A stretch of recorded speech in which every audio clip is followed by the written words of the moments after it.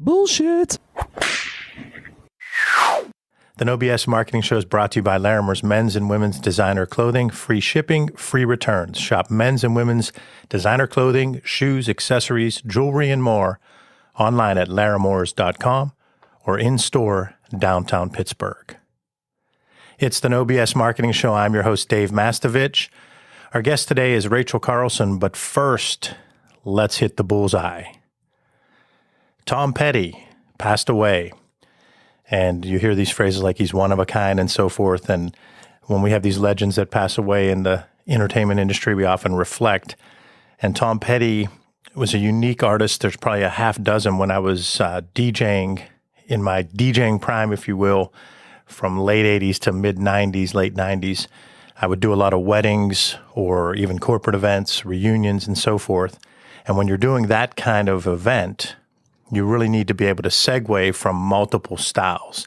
So you might be playing some hip hop, but then have to make sure you come back with some classic rock somehow. And those two don't really blend.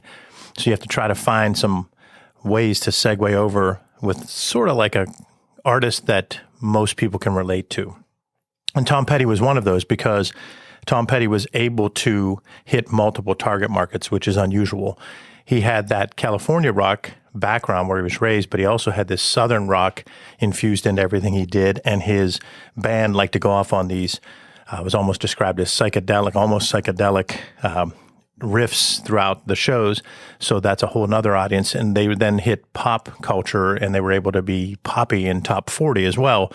You could then segue from one style of music to another by using Tom Petty, because somebody that was 50 could sort of like that song, and somebody that was 20 could think it was okay, and somebody that liked Southern rock could like it, somebody that liked traditional rock and roll could like it, and so far down the line. So it's sad to see someone that was able to have such success, Rock and Roll Hall of Fame, first ballot Rock and Roll Hall of Famer. The Tom Petty and the Heartbreakers' first album was 1976. He was inducted in 2002. Major highlight playing the Super Bowl in 2008. That's pretty much big time. And again, reinforces my point. If you are able to play the Super Bowl, it's because you can go across target markets. So rest in peace, Tom Petty. But what's the takeaway for you? There aren't many Tom Pettys. And one of the mistakes that many companies make and people make with their personal brand, and Rachel throughout the show will talk about personal branding, the mistake that's made is the lack of drill down and lack of discipline with respect to your target markets. If you want to be Tom Petty and be all things to all people, you better have something like Starbucks or even McDonald's or Walmart. But if you're like the rest of us, 99.738% of companies based on my statistics, which are completely made up, but based on my gut feel, it's the majority, and it's the vast majority of companies need to drill down. They need to segment for real. We call it the real drill down at Mass Solutions, where you use more than 2 or 3 variables. You use 5 or 6 separate variables, not just the old days. Women 25 to 54.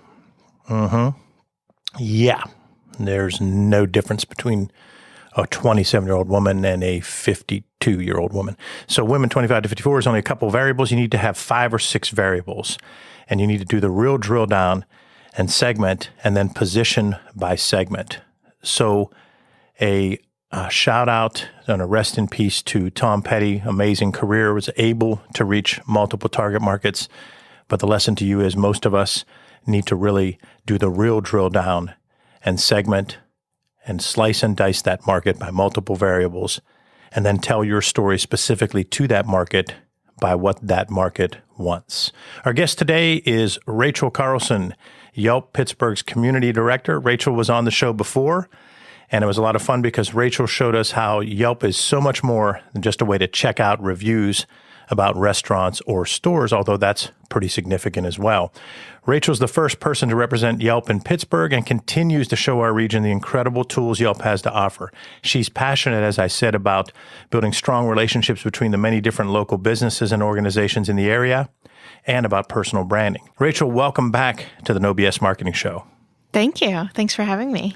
I'm very excited to be here. That's good. We're happy to have you back. There aren't many repeat guests. Oh, really? Thank you. In the upper stratosphere. Oh, that's good. Well, thank you. I appreciate that. Well, we love when you come on because you kind of educate us, you definitely educate us on a number of things that can help us in pretty much anything we buy here in Pittsburgh. So that's great for our listeners. But you're also a true marketer in that you understand target marketing.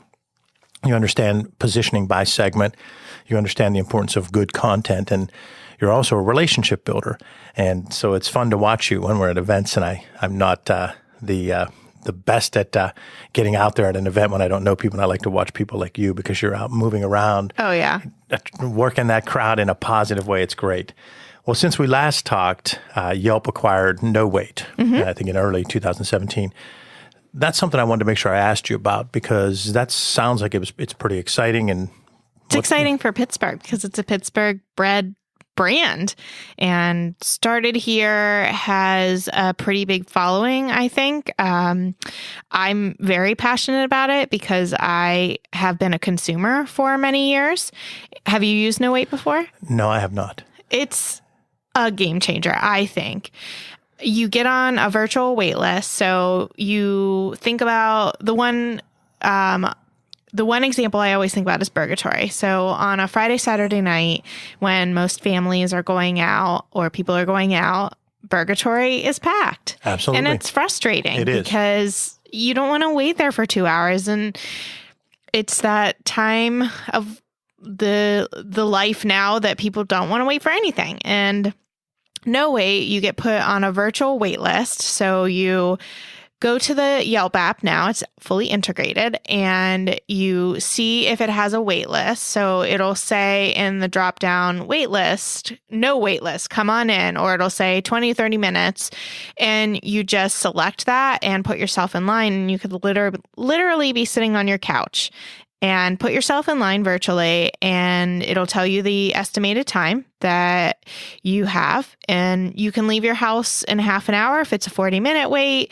And it's insane how much of a time saver it is and how it's used to be able to cut that wait time. And what's really interesting, they said too, is that when you walk into a place, you get so many people that just walk right out the door because they don't want to wait that long. And with No Wait, it's been proven that you get more customers and retain more people with having that service. Even though there might be a 40-minute wait, you're still going to retain more people because they're going to be more apt to put themselves in line rather than just show up to a place, get discouraged because it's an hour wait, and then leave.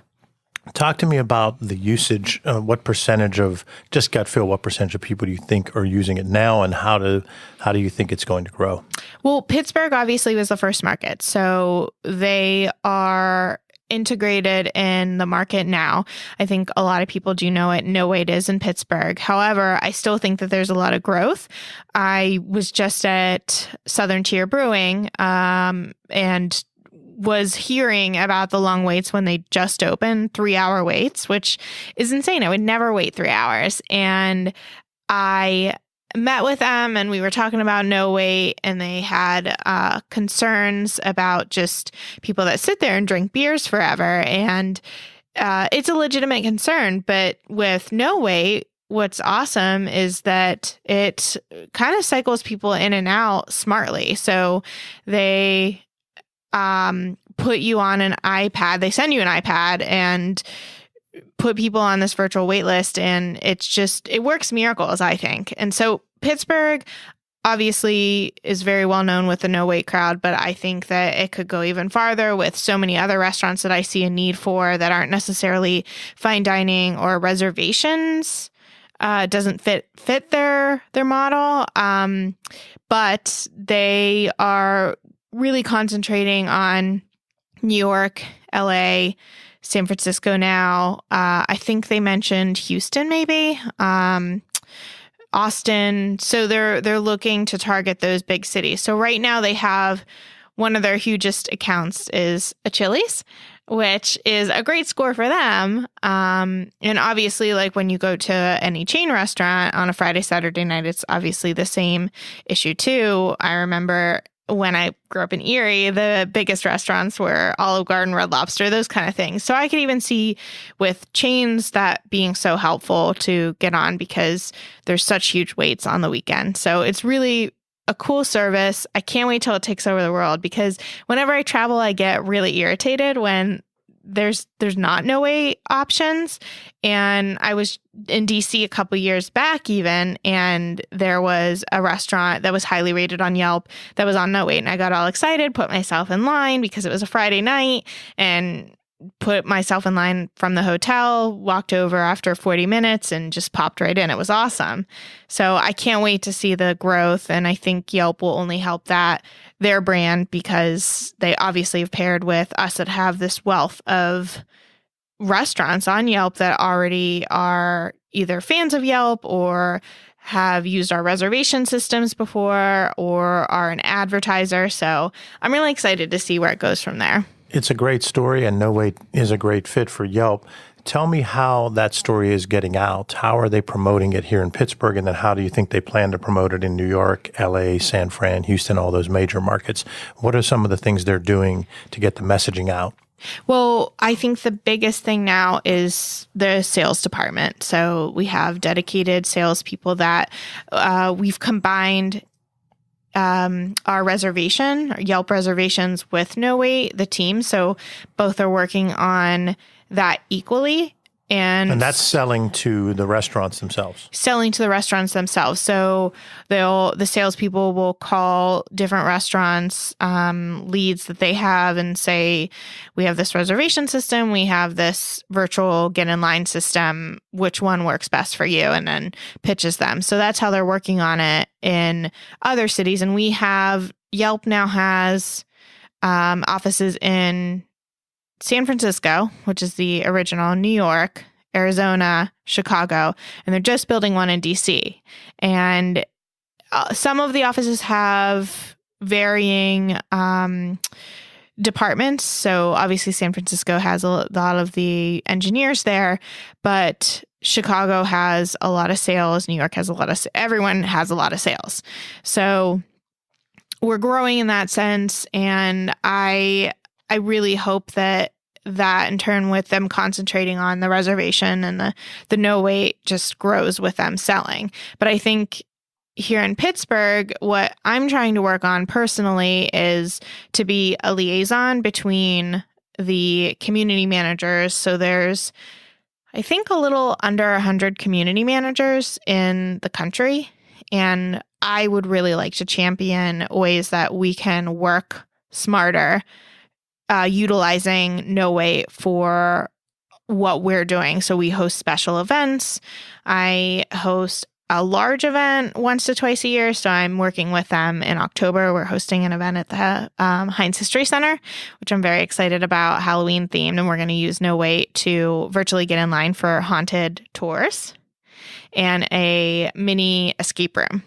So I'm really excited to work with them, and I want to see that continue and roll that out to other community managers to just make their job easier, but then also show off how No Wait works to the community. Well, No Wait really is a no-brainer, and I'm embarrassed to say when you asked me that I hadn't used it yet, but it makes such good sense. And I really agree completely with the sales being the first step because you have to have the infrastructure of going out and getting the restaurant chains, get the Chili's, the Olive Gardens, then go into each city and get the major places. Then I think there's a story to tell from a branding standpoint, a messaging standpoint of getting the word out to all target audiences, even though I said earlier, and they hit the bullseye to try to segment to one or two. But I think that there's a couple of segments they really need to educate on that so they at least just once you try it, I think it will be really strong. So that's where I was going with that, just to kind of see what their marketing thoughts were behind it, spreading the word, what kind of PR and digital they were going to be planning on doing. I like your promotional idea. Tell me about Yelp. How many Rachels are there? Does the top 50 cities get a Rachel? And you mentioned offices. There's the offices that multiple people, then are there people like a Rachel in Cleveland? Yes. So how many Rachels are there? There are, it's scary. I always talk about how we all get together in San Francisco yearly, and there are, like I said, probably a little under 100 Rachels, and that's how I describe the conference to my husband or friends. It's literally 100-ish of me in one room, which is terrifying. Wow, I think to most people. That That would be awesome. There'd be so much energy. It's a lot of energy. It'd be draining for the people that aren't as high energy. And there are some too. They had a class at one point for our get together where it was an introvert being in an extrovert community. So there are those people that just have different skills. I mean, everyone has a different skill set. So I think that it helps to be an extrovert with this position, but it's not necessary because I think you can thrive if you have different skills that are still going to be balanced out by helping the community. So someone might not necessarily be comfortable going on a podcast or going on television, but they're doing other things for the community. They're really great with working one-on-one with the businesses and connecting them with the community, that kind of thing. So it's not necessary, although most, I think, are pretty nuts in terms of being excited and high energy. But yes, Cleveland, Columbus, Cincinnati. I'm on the DC team now. I was on New York, just moved to DC, back with DC. I was originally there about a year ago, and they have some Maryland suburbs, Virginia suburbs, DC proper. New York has 4 of the boroughs. So it just depends on the city. LA split up into 2. Philly surprisingly just has 1. So it's interesting how they're doing it, and they're still growing the community management role in the sense of making community ambassadors who are pretty much brand ambassadors for small cities. We have one in Harrisburg. I'm waiting for Erie. That's my hometown. So I would love Erie to be on the map at some point, but Columbia, South Carolina, I oversaw that city for a while. Gainesville, Florida, smaller-ish cities that still have a really great local feel, which I feel as if, and I could be wrong because I'm so integrated in it, I feel as if small mom and pop organization shops, businesses are thriving again. And I think people are more inspired than ever to open a business and think that they can have the tools to do it. And that's exciting. We're with Rachel Carlson of Yelp Pittsburgh. Hey, no BSers, you need to check out Laramore's men's and women's designer clothing. I've been a customer for about 20 years. Yep, when I was coming up and a clothes horse in corporate America, I quickly learned Laramore's was the place in Pittsburgh for men's clothing, and it's the same for women's clothing, too. You can shop online at laramores.com or in-store in downtown Pittsburgh, and you'll get all kinds of compliments. In my intro, I mentioned how Rachel is passionate about building strong relationships between the many different local business and organizations in the area. Let's talk about how you do that and how it might help our listeners. So like I said, I host events for the most active community members on Yelp. So they're called elites. They get to go to these monthly events that I host, and they are passionate about the community. They get to be an elite by contributing really rich content. So it's not just, I love bacon and Carnegie, 5 stars. It's, I love bacon because the burgers are fantastic. They serve breakfast all day. They have the best Bloody Mary mix in town. Things that are useful for you and I to read. Are those all true? Yes. I didn't pull that out of thin air. Bacon's awesome for those specific reasons, and I put that in my review. So they're writing consistently. They're not just writing and then dropping off for months. They get either nominated by their community members. They can self-nominate. It's a lot of my job to search out these people that are writing consistently. And so tell me how you do that, because first of all, I want to say this is segmentation at its finest. When you see you have this group called the elites, and yes, you base it on their frequency of posting and their characteristics and so forth. Yes. How do you reach out? I'm assuming it's as simple as you just say who you are and via social, but talk a little bit about that and what's the typical response? I'm sure some people are excitable like yourself and go, this is great. Yeah. But others might blow you off. Just talk about how that happens. So we are in the midst of a huge campaign to draw awareness, because a lot of people don't know that elites exist, but in the fact that you're reading a lot of Yelp reviews, you're probably reading a lot of Yelp elite reviews because they get a special badge by their name. And like I was going to say, number one, they're a trusted user on Yelp. So a lot of times if you're reading Yelp reviews, you're probably going to be reading the elites that you're going to reference in terms of whether you're going to visit a place or not. And then number two, they get to come to these awesome events.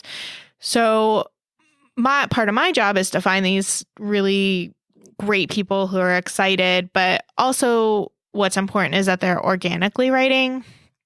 It's a double-edged sword because I personally, and also the company, believes that you don't want them to think that they have to write 50 reviews in a year, because that's not necessary. Someone can write a really well-written review a couple times a month, and that's totally fine. Because we as customers love that the best. We like the ones that we know are organic, and you can tell when you read it how often they review and if they're a serial review. Yeah, excited and passionate. And with the elites, we want them to write them without any kind of prodding too. So on the opposite side of things, I educate business owners on how to use their free business tools.